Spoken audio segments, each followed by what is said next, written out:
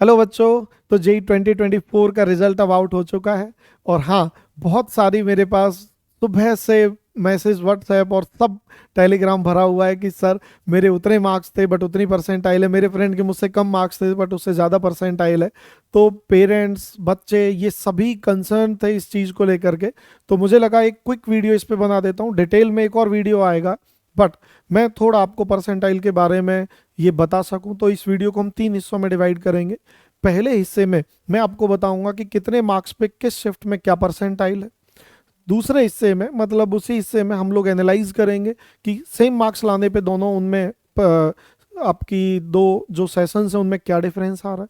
तीसरे स्टेज में हम बताएंगे कि what should be our strategy for next session. Right.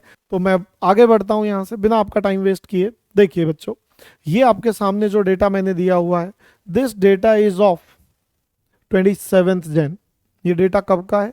27 जनवरी का मॉर्निंग। ये जो सेशन यहाँ पर लिखा हुआ है, this is morning and the sessions are evening. तो पहले तो मैं आपको ये बताना चाहता हूँ, ये बिल्कुल ऑथेंटिक डेटा है। ये हमारे बच्चों का डेटा है। हमें इन बच्चों के मार्क्स भी पता है और हमें इन बच्चों की परसेंटाइल भी पता है। हमने सब चीज़ें पहले ही कैलकुलेट करके रखी थी। तो आप ऐसा बिल्कुल एज्यूम ना करें कि कुछ भी रैंडम उठा दिया गया होगा। एकदम ऑथेंटिक डेटा है। तो अब ध्यान से देखिए, अगर मैं 27 जैन की बात करूं तो यहाँ पर 280 मार्क्स पे, अभी मैं सब्जेक्ट वाली परसेंटाइल पे नहीं जाऊंगा, 280 मार्क्स पे कितनी परसेंटाइल बन रही है? 99.91।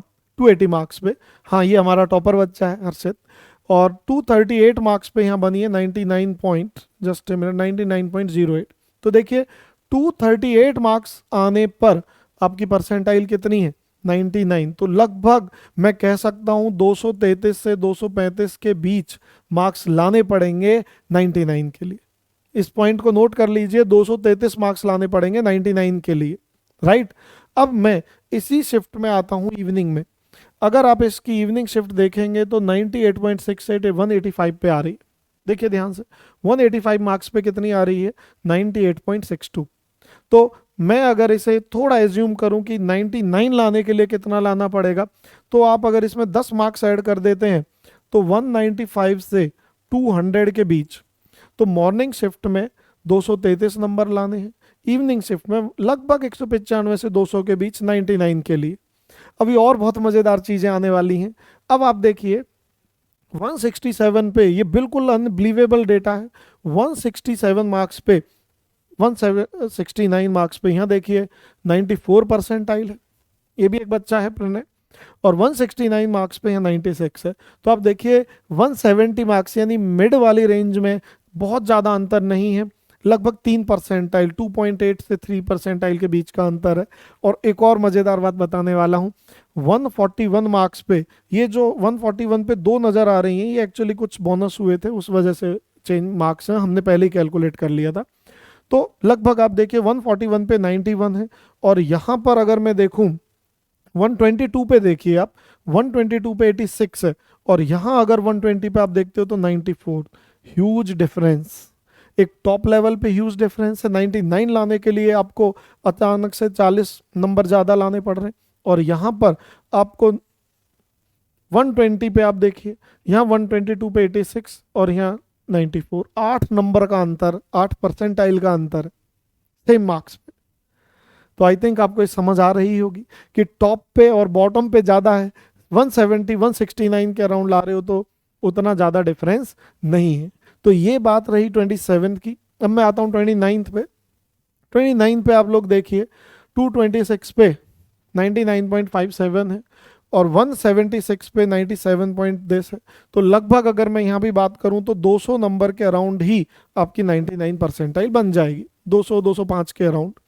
अगर मैं इसकी बात करूं, ये देखिए 29 मॉर्निंग है, दिस इज 29 मॉर्निंग।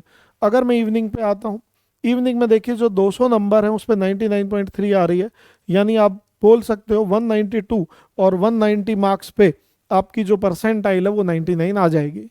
तो अब आप अंतर देख रहे होंगे, वहाँ 233 पे, फिर 200 पे, और यहाँ भी लगभग 192 195 पे ही 99 परसेंटाइल आ रही है। अब आप अगले पर आइए। अगले पर अगर आप आओगे तो ये तो आपका लोअर सेक्शन पे मैं आ गया हूँ। यहाँ देखिए 160 मार्क्स पे, ये 31 जैन है। क्या है? 31 जैन मॉर्निंग। यहाँ आपके 160 मार्क्स पे ही 97 है। अब आप कहोगे कि सर तो क्या, नहीं भाई इधर आइए, यहाँ 167 पे 94 है, 167 पे, यहाँ 160, जो मैं बार बार कह रहा हूँ कि मिड रेंज में 160 170 में चाहे पेपर आसान है या टफ है कोई फर्क नहीं पड़ता, चाहे पेपर आसान है या पेपर टफ है, इस पे कोई फर्क पड़ने वाला नहीं है। अब आप अगले चीज पर आइए, यहाँ पर मैं आपको बताता हूँ एक बहुत बहुत अलार्मिंग डेटा, आई थिंक, जिससे पता लगता है क्वालिटी ऑफ पेपर कि एनटीए क्या कचरा कर रही है। बोलना नहीं चाहिए, शब्द अच्छा नहीं है, बट आप देखिए 160 मार्क्स पे 98.97 है, लगभग आप कह सकते हो सेफर साइड 162 या 163 पे 99 आ गई होगी। ये फर्स्ट फेब का है, तो ये पेपर तो इस लेवल का है, कहाँ 163, और पहले पेपर में मैं आपको बता रहा था 233, तो there is a huge difference. 163 और 233 लगभग 60-70 नंबर का, शायद मैंने अपने करियर में इतना बड़ा डिफरेंस नहीं देखा। ये क्वालिटी ऑफ पेपर के बारे में बहुत चीज़ें बताता है कि आप इतनी डिस्पैरिटी नहीं रख सकते।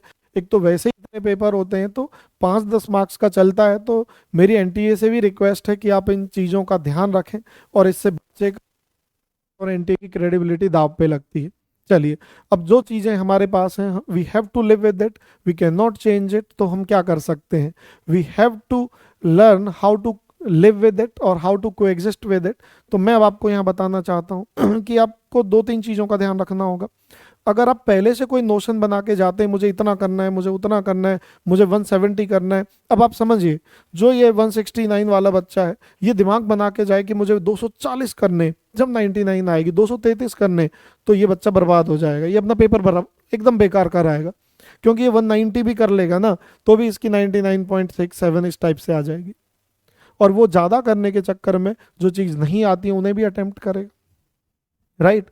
तो मैं आपको यहाँ एक बात बोलूंगा कि honesty is the best policy. अगर आपको यहाँ पर अच्छा करना है तो ऑनेस्टली आपको क्या करना पड़ेगा, आपको ऑनेस्टी के साथ अपना टाइम डिवोट करना पड़ेगा तीनों सब्जेक्ट को। तो यहाँ मैं आपको बोलूँगा फिजिक्स, केमिस्ट्री और मैथमेटिक्स, तीनों सब्जेक्ट में जब आप पेपर दें 1-1 आवर ही आप तीनों को एलोकेट करें, उससे ज़्यादा दें भी ना। क्यों, वो मैं आपको समझाता हूँ, वो आपको इस चीज़ से समझ आएगी। मज़ेदार बात देखिए, यहाँ 43 मार्क्स लाने पे 94 परसेंटाइल बन रही है, यहाँ 60 मार्क्स लाने पे 90 बन रही है। अब देखो मज़ेदार, हो सकता है यहाँ 74 मार्क्स लाने पे 94 बने, तो देखिए कहाँ 43 और कहाँ 74, लगभग 30 मार्क्स का डिफरेंस। 30 मार्क्स, परसेंटाइल सेम, तो परसेंटाइल पे मत जाइए। आपकी जो परसेंटाइल डिसाइड होती है पहले वो टोटल स्कोर को देखा जाता है।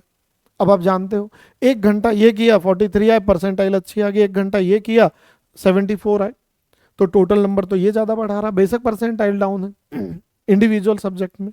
तो इससे क्या समझे हम, इससे हम लोग ये समझे हमें अपना जो ज़्यादातर टाइम डिवोट करना है वो 1-1 घंटा तीनों को दो। तो मान लीजिए कोई चीज़ आपने 40 मिनट में ख़त्म कर दी या 50 मिनट में ख़त्म कर दी, तो 10 मिनट या 20 मिनट बचे, उस बचे हुए टाइम को किस पे देना है, उन 2 सब्जेक्ट पे देना है, उनमें से भी जो आसान है जहां आप स्कोर को मैक्सिमाइज कर सकते हो उस पर दीजिए, क्योंकि जेई मेन में इंडिविजुअल कट ऑफ वगैरह जितना प्रॉब्लम नहीं करती, वो इजीली हो जाती हैं।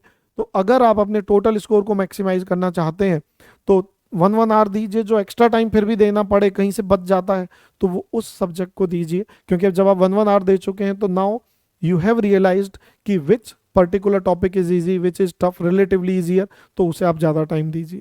तो मैं आप अक्सर बच्चों को समझाता हूँ, इसलिए नहीं कि मैं केमिस्ट्री का टीचर हूँ, इसलिए समझाता हूँ कि केमिस्ट्री अक्सर बहुत आसान आ रही है, बोर्ड लेवल की आ रही है, इवन नीट का बच्चा इसे देगा तो 90 ले आएगा, और जेई का नहीं ला पा रहा, क्योंकि जेई वाले बच्चों में एक कमी आ जाती है, वो रटते नहीं है, वो हर चीज़ को लॉजिकली करना चाहते हैं। तो आई थिंक यहाँ पर जो लर्निंग हमारे लिए अगले अटेम्प्ट के लिए सर हमें किन चीज़ों का ध्यान रखना चाहिए, वो इन चीज़ों का ध्यान रखना चाहिए।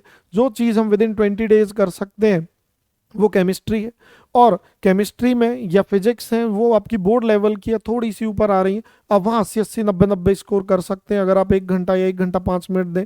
मैथ में अगर उतना नहीं हो रहा है तो थोड़ा कम भी चलेगा, परसेंटाइल पे ध्यान मत दीजिए, टोटल को ध्यान दीजिए, वो चीज़ करें। 12th के आपके एग्जाम्स आ रहे हैं, तो 12th के एग्जाम में आप अपनी कॉपीज नोट्स जो बनाए उन्हें इस तरीके से रिवाइज कीजिए कि जेई मेन की भी तैयारी हो जाए। इनऑर्गेनिक में आप ऑर्गेनिक में पूरी एनसीईआरटी रट लो, उसे घोट के पी जाओ, आपका काम हो जाएगा। फिजिकल वही 10 सवाल आते हैं, उनमें से 5 करने होते हैं। इन चीज़ों का ध्यान रखो, और आपको मैं बताता हूँ definitely you are going to get good marks in next attempt, अगर आप अपनी स्ट्रेटेजी को ठीक कर लेते हैं। तो मैं यहाँ पर ऐसे और बहुत सारे वीडियोस लाता रहूँगा, और अलोंग विद इट अगले साल मेंस के लिए, अगले सेशन में मेंस के लिए फ्री ऑफ कॉस्ट हम एक टेस्ट सीरीज स्टार्ट करेंगे, वो भी यहाँ पर आपके साथ शेयर कर दी जाएगी उसकी detail. Free of cost online test series होगी जो आप अपने घर पर बैठ के दे सकते हैं मेंस के लिए भी, और एडवांस के लिए जो क्रैश कोर्स होगा वो भी मैं आपको यहाँ दिखाऊंगा। यूट्यूब पर आप अगर हमारे इस चैनल को सब्सक्राइब करें और इसे लाइक करना ना भूलें, तो डेफिनेटली अगर आप इसे फॉलो करते हैं तो यूट्यूब पे आपको एक क्वालिटी वीडियोस मिलेंगे जिनमें सिर्फ कंटेंट की बात होगी, बिना इधर उधर की फालतू चीज़ों को किए आपका कोई टाइम वेस्ट नहीं होगा। तो guys I hope best of luck for your next session.